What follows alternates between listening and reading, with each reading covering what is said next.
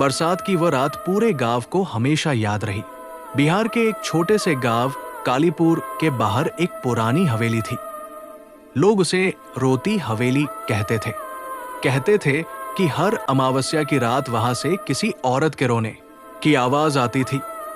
गांव के बूढ़े लोग बच्चों को डराने के लिए उसका नाम लेते, लेकिन किसी ने कभी सच जानने की कोशिश नहीं की। 17 साल का राहुल इन बातों पर विश्वास नहीं करता था। एक दिन उसका दोस्त विवान बोला, अगर तू इतना बहादुर है तो आज रात हवेली के अंदर चल। बारिश शुरू हो चुकी थी, आसमान में बिजली चमक रही थी, गांव की गलियां खाली थी। दोनों टॉर्च लेकर हवेली की ओर बढ़े। हवेली के बाहर पहुंचते ही हवा अचानक ठंडी हो गई। दरवाजा आधा टूटा हुआ था और खुद ब खुद धीरे धीरे खुल रहा था। अंदर घुप अंधेरा था।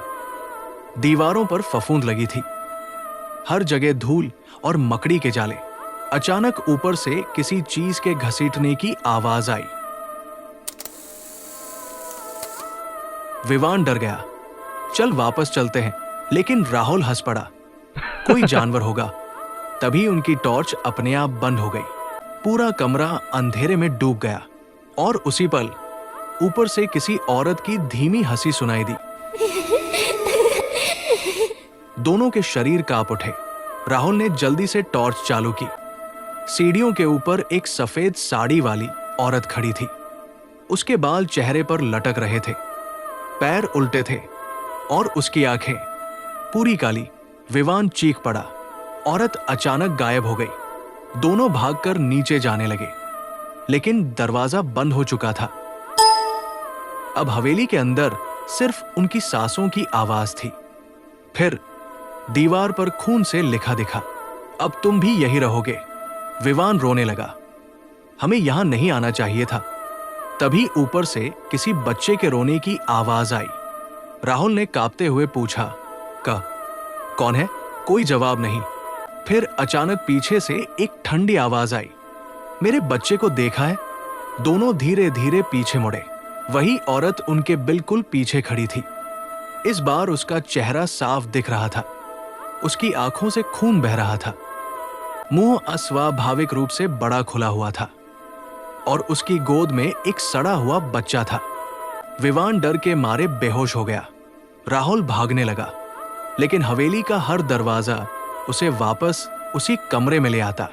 वो जहां भी भागता, वही औरत सामने खड़ी मिलती। अचानक उसे एक पुरानी तस्वीर मिली।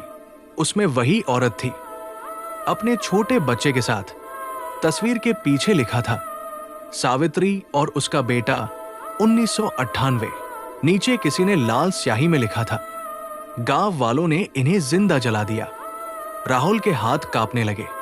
तभी पूरी हवेली में चीखें गूंजने लगी, हमें बचाओ, हमें बचाओ। दीवारों से जलने की बदबू आने लगी और अचानक पूरा कमरा आग की लपटों में बदल गया। राहुल चिल्लाया, मुझे जाने दो। सफेद साड़ी वाली औरत धीरे धीरे उसकी तरफ बढ़ने लगी। उसने कहा, जब मैं मदद मांग रही थी तब पूरा गांव देख रहा था, अब तुम भी देखो। और तभी हवेली की सारी दीवारों पर जले हुए लोगों के हाथ उभर आए, सैकड़ों हाथ। वे राहुल को पकड़ने लगे। उसकी चीख पूरी हवेली में गूंज उठी। अगली सुबह गांव वालों ने हवेली के बाहर सिर्फ विवान को पाया। वो पागलों की तरह हंस रहा था, बस एक ही बात बार बार बोल रहा था, वो अभी भी अंदर है, वो अभी भी रो रही है। लेकिन राहुल कभी नहीं मिला।